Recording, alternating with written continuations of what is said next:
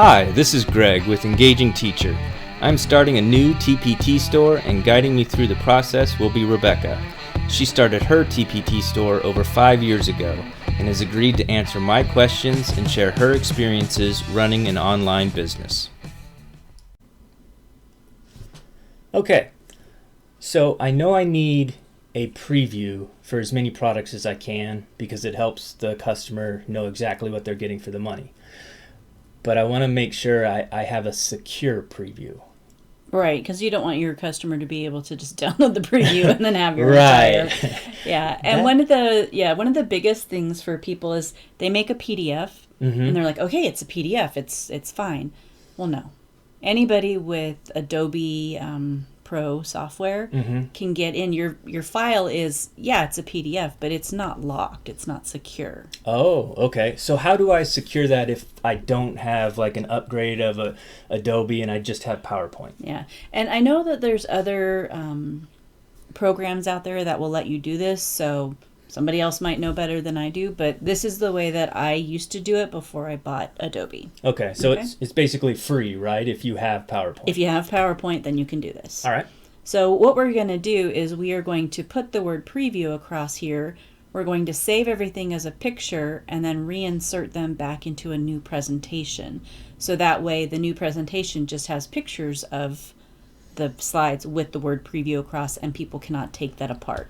So I'll have my product, and then I'll have a new file that will say like a preview of product or something. Yes, you'll have two different two different files. All right, so to do that, you just insert a text box and whatever you want to write. I just write the word preview. You can write partial preview if you're not going to do everything over it. Whatever you want. Don't steal my things. Yeah. All right, and so here you can see that's not very exciting. You want to make it big enough so that somebody isn't going to try to teach while using it. Gotcha. But still able to see what the product is. Okay, You don't want to cover everything up so people don't know what it is. Right, okay. So what I have found is I like to take and make a chunky font. And then I like to make it really big.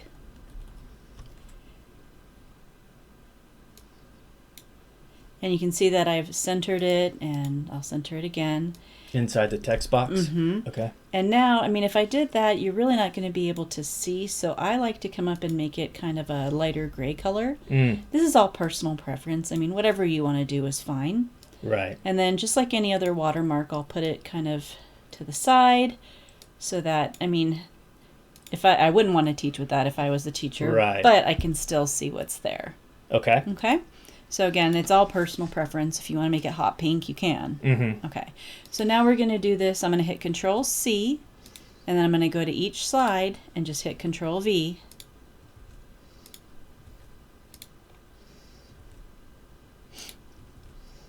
On each one. Okay. So if you have a really long product, this could take a while. But otherwise it's... And there are other ways to do this. This is just the free way, right? Right, yeah.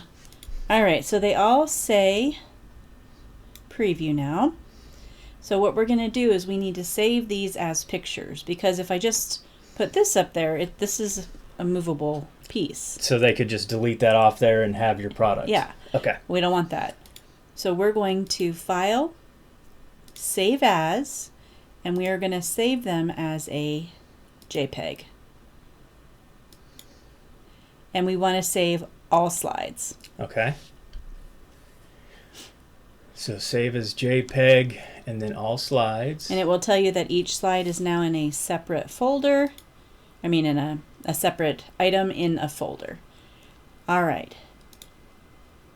Oops, let me go ahead and I'm going to open up a new presentation, a new blank presentation, and I'm going to make it the same size. And then what I want to do... And so that didn't write over my other one because it's a JPEG instead of a PPTX or whatever, right? Exactly. So it automatically makes a new file. Okay. Yep. What it does is it puts it in a folder. It puts all the pictures in a folder. Okay. So now we're going to insert. You could do pictures one at a time, but you can come here to photo album, and then you want to find where they are. So I found my folder where they're at. Okay. And I'm going to insert.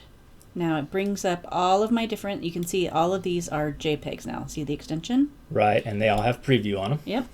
So now I'm just going to hit the top one, and I'll hit Shift, and I'll hit the bottom one. That selects them all. And then I'm going to hit Insert. So it brings them all over here. Okay. Okay.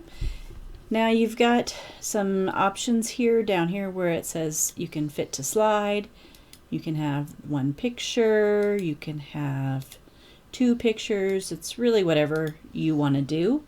I like to keep it the correct size. So it'll look as much like your product as possible. Yep. Okay.